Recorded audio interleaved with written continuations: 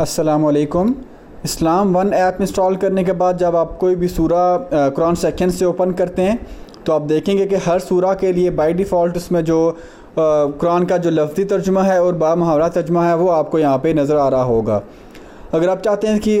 कुरान की तफसीर का मुताला करें तो इसके लिए आपको सेटिंग में जाएंगे और जो पहला ऑप्शन है वो आपको यहाँ पे रिसाइड के नाम से नज़र आ रहा होगा, जो कि बाय डिफ़ॉल्ट ऐप में ट्रांसलेशन है। अगर आप तफसीर का मुताला करना चाहते हैं तो उसके लिए आप इस ऑप्शन को तफसीर सेलेक्ट करेंगे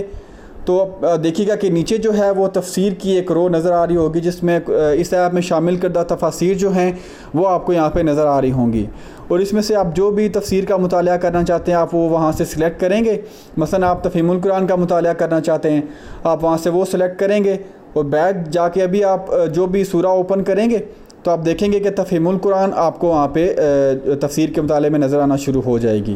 जिसमें आप कुरान मजीद का लफ्ज़ी तर्जुमा, उसके नीचे उसका बामुहावरा तर्जुमा और नीचे जो है वो एक एक्स्ट्रा आपको तफसीर जो है वो हर आयत के साथ अभी नज़र आना शुरू हो जाएगी। और इसी तरह अगर आप वापस उसको ट्रांसलेशन में चेंज करना चाहते हैं, आप वापस जाएंगे सेटिंग में और जो भी आपके लिए तफसीर का ऑप्शन है आप उसको ट्रांसलेशन के ऑप्शन में चेंज करेंगे और उसी तरह कोई भी ट्रांसलेशन जो है वो आप सिलेक्ट करना चाहते हैं वो यहाँ से आप सिलेक्ट करेंगे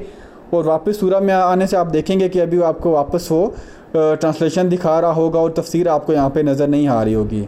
तो ये जो दोनों चीज़ें हैं वो आप यहाँ सेटिंग में जाके इस जो पहला रिसाइड का ऑप्शन है आप यहाँ से कंट्रोल कर सकते हैं।